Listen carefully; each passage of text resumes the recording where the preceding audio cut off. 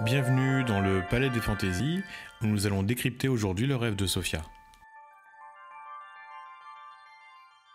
Nous allons y trouver différents symboles que nous allons détailler, le symbole de la maison et des étages dans la maison, le rôle des personnages dans les rêves, comment les rêves nous parlent de nos valeurs et de nos fonctionnements. Nous parlerons du symbole de la cuisine et du don, puis du symbole du labyrinthe, de la douche et du pain.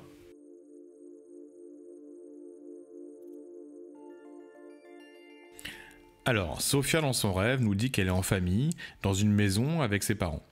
Elle est au rez-de-chaussée et sa sœur Linda est à l'étage et elle pleure.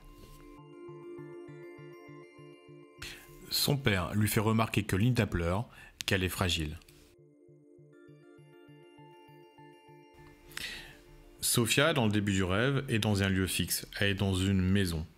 Ce qui est intéressant dans ce genre de rêve, quand on rêve d'une maison ou d'un bâtiment, c'est qu'elle va pouvoir, en observant ce qui se passe à l'intérieur de cette maison, observer ce qui se passe à l'intérieur d'elle. Ce qu'il faut comprendre par rapport aux personnages qui vont venir nous voir dans les rêves, c'est que d'après moi, on ne rêve pas de ces personnages, on rêve de ce qu'ils représentent pour nous. Donc je reprends le début du rêve de Sophia, elle est dans une maison, donc elle va pouvoir s'observer elle-même, elle est en famille, donc elle est entourée de personnages proches qui vont lui indiquer des éléments d'elle-même. Et les premiers éléments, c'est Linda qui est au premier étage, donc à l'étage supérieur, et qui pleure. Alors, il y a 3 éléments à décrypter ici. Que représente Linda, en 1 ? Pourquoi elle est au premier étage, pourquoi elle pleure et pourquoi son père dit qu'elle est fragile.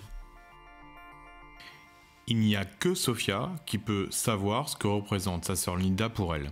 Je lui ai donc demandé à Sophia et elle m'a dit que dans la vie, elle trouvait que sa sœur Linda était quelqu'un de très pragmatique et très rationnel. C'est les mots qui lui sont venus spontanément.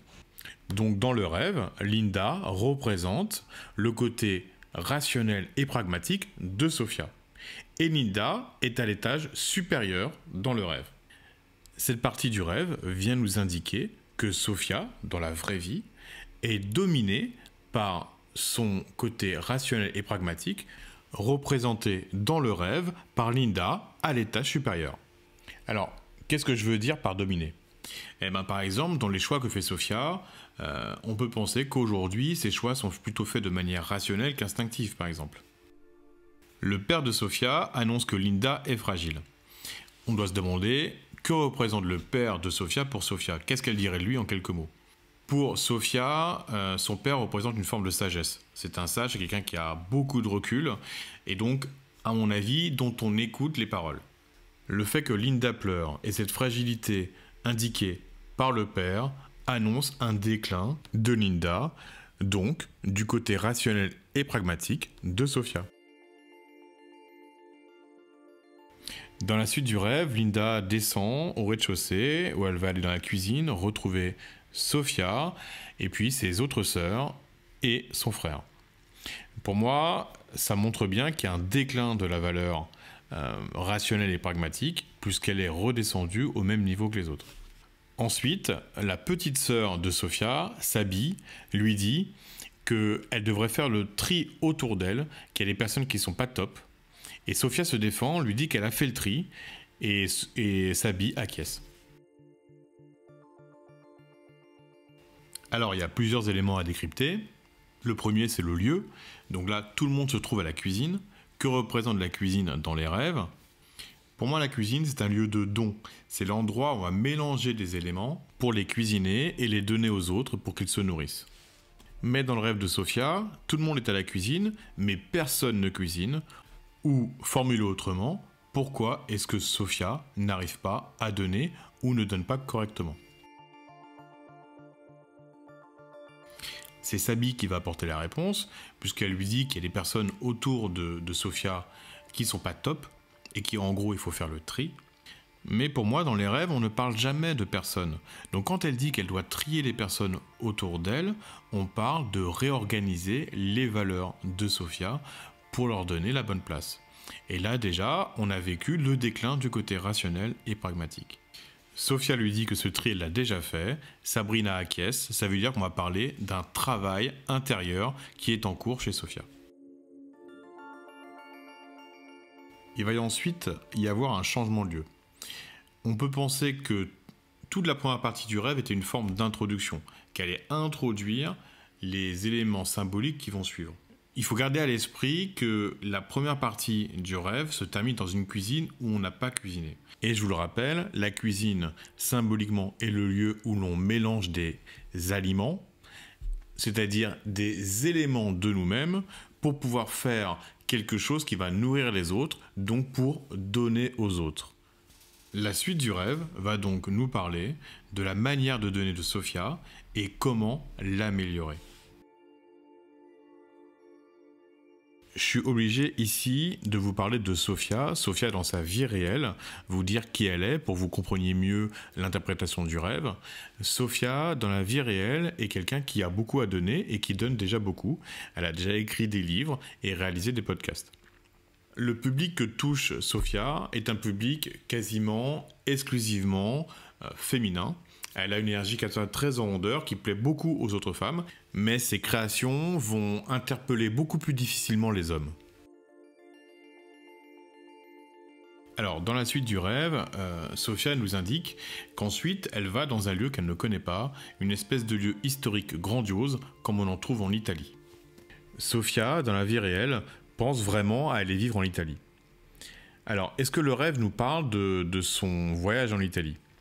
Je ne crois pas, parce que dans un rêve, tout est symbolique. Pour Sofia, l'Italie, c'est l'étape d'après. Donc pour moi, dans le rêve, ce dont on parle, c'est de l'étape d'après. De la Sofia d'après. De la Sofia qui sera moins connectée à son univers un peu trop rationnel, symbolisé par Linda dans le début du rêve, mais qui va connecter à d'autres valeurs et d'autres énergies. Donc il y a 3 éléments à décrypter. L'Italie, je viens de le dire, qui symbolise l'étape d'après. Et Sofia dit historique et grandiose. Historique, ça veut dire qu'on est connecté au passé, donc aux racines de Sofia. Et grandiose, ça veut dire que l'étape d'après sera un avancement, un déploiement. Là, un homme va indiquer un lieu à Sofia où se trouverait une femme. Je vais vous spoiler la fin du rêve, pas en vous disant ce qu'on va y trouver, mais en vous disant ce qu'on n'y trouvera pas. On ne trouvera pas cette femme indiquée par cet homme. Il n'y aura pas d'autre femme dans la suite du rêve. Alors qu'est-ce que ça veut dire ? Il indique un lieu où il y a une femme, mais on ne trouve pas cette femme à la fin du rêve. Parce que cette femme, il s'agit de Sofia. Cet homme indique à Sofia le changement qu'elle va se trouver elle-même à la fin de ce rêve. Elle part à la recherche de ce lieu où se trouverait cette femme. Elle est dans des petites ruelles où elle se perd. Elle porte une robe pull et elle n'a pas de dessous. Elle est un peu gênée, elle tire sa robe pour se couvrir les fesses. Dans ces ruelles, il y a beaucoup d'hommes. Elle est gênée, mais au final, elle se rend compte que ça ne change pas le comportement des hommes et qu'elle n'a aucune raison d'être gênée. Alors, il y a plusieurs choses à interpréter. Elle est à la recherche de ce lieu, alors qu'en fait, c'est elle-même qu'elle cherche.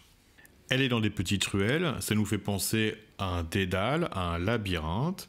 Alors là, on est sur un nouveau symbole. Le labyrinthe, ça nous renvoie à Dédale et Icare, par exemple, ou à Minos et le Minotaure. Le labyrinthe, il faut bien comprendre qu'on croit que le but est de s'en extraire, alors qu'en fait, c'est dans le labyrinthe qu'on a quelque chose à y trouver. Et là, on est exactement dans le cas.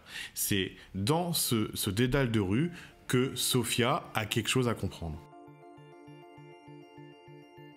On parle ici de la sexualité de Sofia. Elle est au milieu de ce labyrinthe de ruelles, habillée avec une robe et sans sous-vêtements, entourée de beaucoup d'hommes. On parle d'une transformation de la sexualité de Sofia. Sofia trouve sa tenue gênante, elle tire sur sa robe pour cacher ses fesses. Pourtant, quand elle arrête de le faire, ça ne modifie pas le comportement des hommes autour d'elle. Quelle partie de Sofia lui demande de se cacher, de tirer sur sa robe ? Peut-être la partie de Sofia dont on a parlé au début, la partie symbolisée par Linda, le côté rationnel et pragmatique. Mais ce côté rationnel et pragmatique, il est là pourquoi? Il est là pour essayer de garder le contrôle. Le contrôle face à la peur de l'inconnu et du jugement. On parle ici du changement de la sexualité de Sophia qui va devenir plus naturelle, mais aussi de la connexion aux hommes qui va devenir aussi plus naturelle. Ensuite, Sophia a envie de se laver, elle a envie de prendre une douche, mais il y a un autre homme qui lui dit qu'il part chercher quelque chose d'important. Sophia a envie de se laver.